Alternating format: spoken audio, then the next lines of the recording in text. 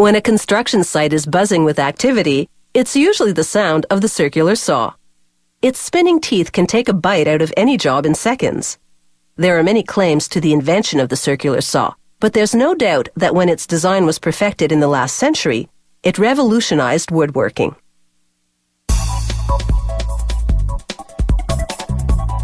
With a circular saw, you can give odd jobs a whirl, and when the sawdust settles, you may have discovered your inner handyman. To make a circular saw blade, a laser burns into a sheet of steel to cut out jagged discs in the basic shape of a circular saw blade.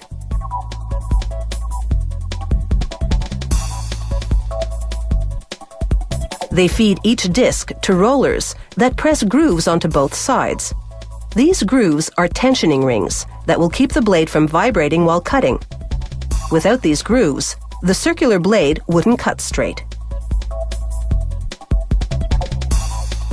At the next station, the assembler measures sags and buckles before feeding the discs to a machine that rolls them flat like a pie crust. A grinding wheel polishes the blade.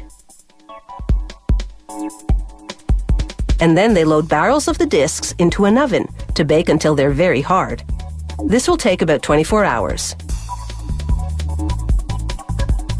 Meanwhile, carbide tips for the blade's teeth funnel past a laser that confirms they're properly positioned for the next step. A robot then picks up one tip at a time and delivers it to nozzles. The nozzles pump a paste called flux onto it. Another robot places a piece of solder metal on the flux. The next robot delivers the tips to the saw blade body.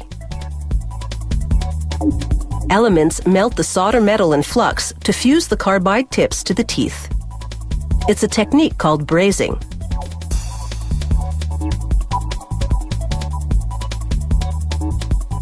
Teeth with carbide tips last longer without losing their sharpness.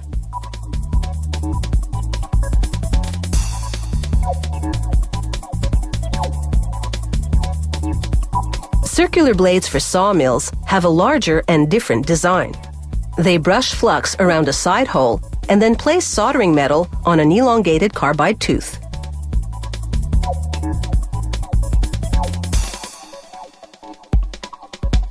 They braze the tooth to the flux-coated hole and install several more of these carbide side teeth. The side teeth will enable this sawmill blade to tear through big logs.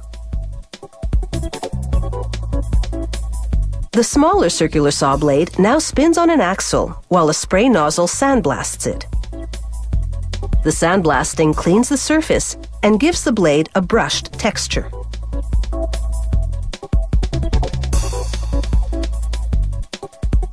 A mechanical finger now moves one of the blade's teeth into position for sharpening. A grinding wheel tapers each tooth. A different wheel moves in and grinds the outside diameter of the blade. The geometric angle of the grinding can vary depending on the type of blade being made. The grinding wheel then hones the face of each tooth to give it a sharper edge.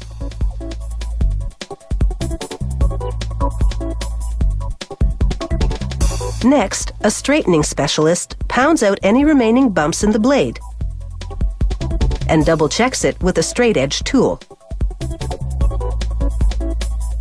He wipes off any smudges and then holds the blade to the light and examines it to confirm that it has no flaws.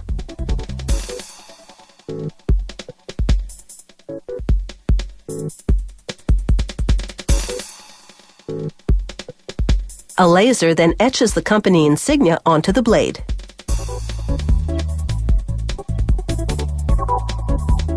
And now this circular saw blade is ready for its close-up. A camera focuses on the teeth and sends the picture to a computer. It analyzes the cutting angle and the clearance of each tooth to make sure each one measures up. The result is circular saw blades that should be able to keep their edge on the job.